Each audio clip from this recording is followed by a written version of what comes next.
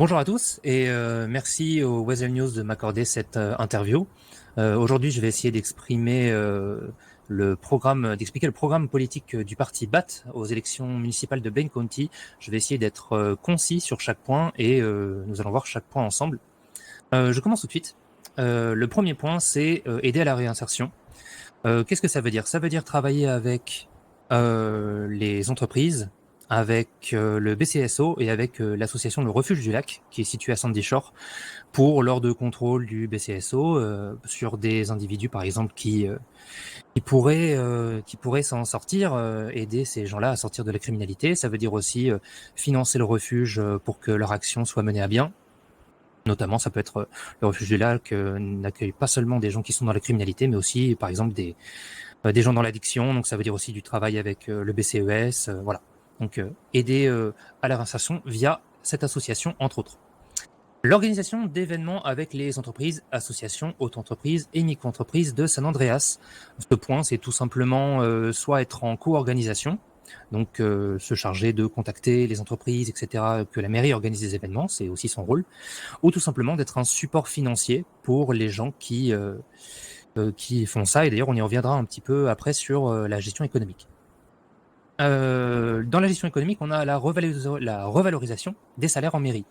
Qu'est-ce que ça veut dire? Au dernier mandat, les maires adjoints ont vu leur salaire baisser à un point qui est, pour nous, qui n'est pas cohérent. Pour le parti BAT, les maires, en tout cas maires et maires adjoints, doivent être payés comme les autres chefs de service, c'est-à-dire comme le directeur du BCES et du shérif, qui est actuellement à $700 du quart d'heure. C'est une question de cohérence. La mairie est chargée de gérer le BCES et le BCSO, et pourtant, le maire est moins bien payé que ses chefs de service. Ça ne nous paraît pas cohérent, tout simplement. La réévaluation de la prime des services publics. Ça veut dire quoi? Ça veut dire si le budget le permet, on laissera la prime telle quelle. On espère que ce sera le cas. On va évaluer ça pendant notre mandat. S'il le faut, peut-être qu'elle sera légèrement baissée. Si c'est possible, pourquoi pas même l'augmenter un petit peu, réévaluer, ça veut dire tout simplement voir ce qui est sur place, voir quelle est la situation, baisser, augmenter ou laisser tel quel. De même pour les contrats en cours. Donc les contrats qui sont actuellement en cours avec la mairie du Nord, on a quelques idées sur des changements, mais il faut voir les contrats et parler avec les chefs d'entreprise. Mais du coup, on va voir ce qu'on peut faire au niveau des contrats pour que ce soit cohérent. Et là, on a le point qui va être un gros coût pour la mairie, la prise en charge des coûts pour l'organisation d'événements publics. Ça veut dire quoi? Actuellement, quand une entreprise veut organiser un événement, elle vient voir la mairie, elle demande une subvention et elle récupère un petit peu d'argent. Mais en réalité, la plupart des coûts ne sont pas remboursés. C'est absurde en fait, c'est-à-dire que quand une entreprise fait un événement, c'est elle qui paye. Elle ne récupère pas d'argent généralement. Et même si elle défiscalise ses coûts, eh bien, quand on défiscalise, on récupère un cinquième de ses coûts, en fait, puisqu'on enlève ça de son chiffre d'affaires et ça ne rentre plus dans les impôts, mais on paye quand même. Donc, l'idée, ce serait de prendre en charge à 100% les coûts d'organisation d'événements, ce qui pousserait certaines entreprises qui sont un peu frileuses à organiser des événements à le faire plus souvent. C'est un coût pour la mairie, mais comme je l'ai dit, après, la gestion des comptes, ça va se faire avec l'équilibre de ce qu'on a vu précédemment. Le maintien de la transparence des comptes. Bon, la publication hebdomadaire des comptes comme ça l'est de manière tout à fait normale.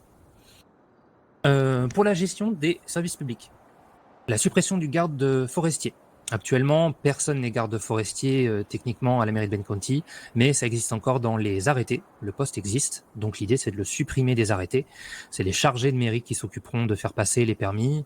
Pour moi, le poste de garde forestier n'a pas de sens actuellement, et ça va avec l'idée du dernier point. Plus un poste en mairie est spécifique, moins il est attirant, selon nous. Il faut qu'une personne qui a envie de travailler à la mairie se dise qu'il y a beaucoup de choses à faire dans une mairie, donc on élimine les postes trop spécifiques. Le maintien d'une communication efficace entre la mairie et les autres services, ça veut dire entre le BCSO, BCES, mais également avec la mairie sud et le gouvernement. Prendre les retours, leur communiquer, nous, ce qu'on doit leur communiquer, c'est important pour avoir une politique efficace dans les deux comtés. Donc bien sûr, un point d'attention particulier sur ça. et l'amélioration de l'accession au poste de la mairie. Ça veut dire quoi? Actuellement, on le voit, on est actuellement malheureusement la seule liste qui s'est engagée pour ces élections. On veut que ça change, donc on va faire en sorte que l'accès à la mairie soit le plus facile possible, que ce soit clé en main.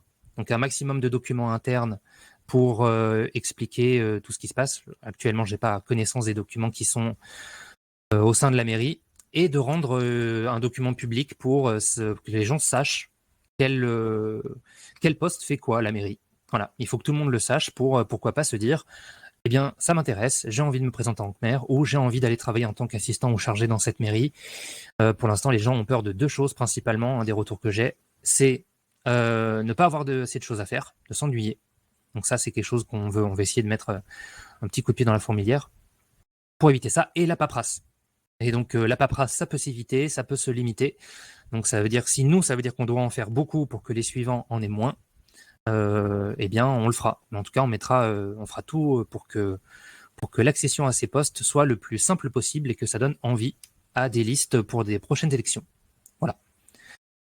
Merci au Weasel, du coup, pour cette interview. Et j'espère que le Parti BAT saura vous convaincre, même étant la seule liste. N'hésitez pas à nous contacter. Donc, nos numéros de téléphone sont sur la fiche pour la candidature. Contactez-nous, posez-nous des questions ou venez aux meetings qui sont organisés cette semaine. On sera là pour vous répondre. Merci à vous.